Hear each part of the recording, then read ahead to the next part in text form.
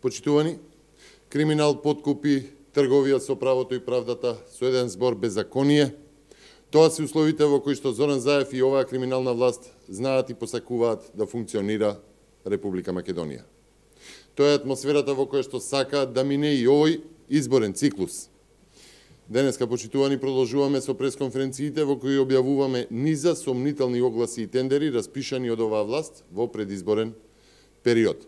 Вчера објавивме за јавна набавка за сомнително времено ангажирање на 22 работници во УЈП, кои што завршува токму на денот пред оглас, кои што завршува токму на денот пред почетокот на кампањата.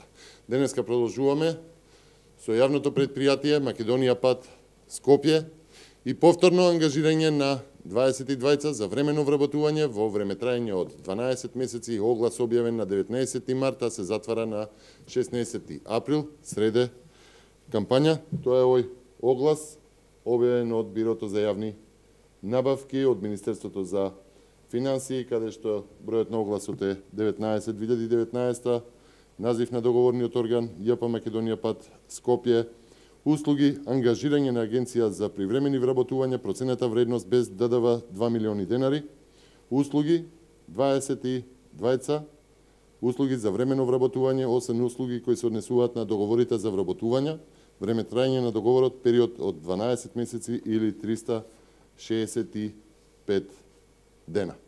Почитувани, можеме и да продолжиме.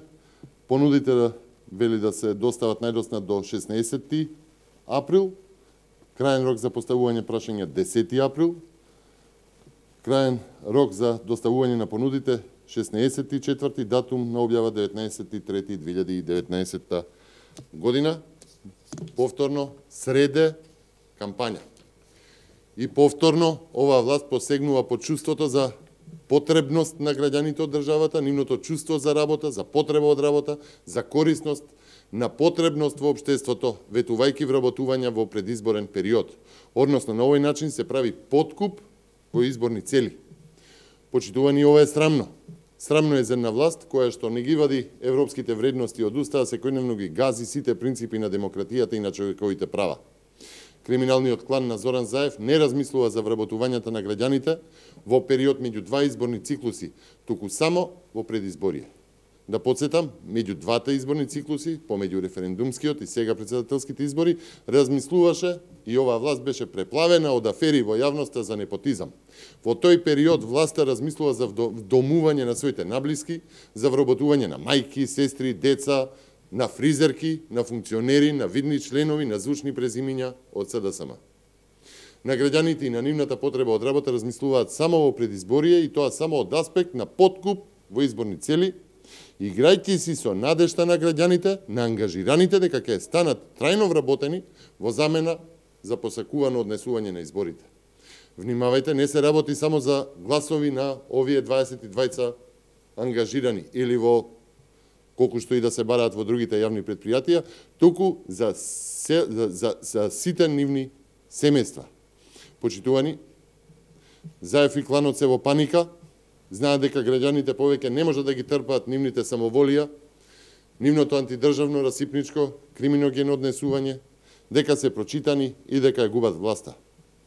Повторно, како и во кампањата пред референдумот, ставаат се на една карта, ставаат се all-in, се расфрлаат со буџетот во обид да го намалат неизбежниот изборен пораз. Почитувани, јавното обвинителство не реагираше ниту за ваквото однесување во предреферендумскиот период, а станува збор за настани од исклучителна важност за државата и за демократијата. И затоа морат да бидат испитани и бараме од Комисијата за антикорупција да ги испита овие случаи. Доколку не ги испита, верувајте, ќе бидат испитани, ќе бидат ревидирани и за нив ќе бидат покренати истраги и ќе одговараат оние што се одговорни за вакво однесување. Ке повторам и денеска, нема трговија со правото и правдата, нема трговија со принципот на еднаквост пред законот. На Македонија насушно и се потребни право и правда и тие се на дофат. Заевиот клан знае дека му се одброени деновите. Ви благодарам.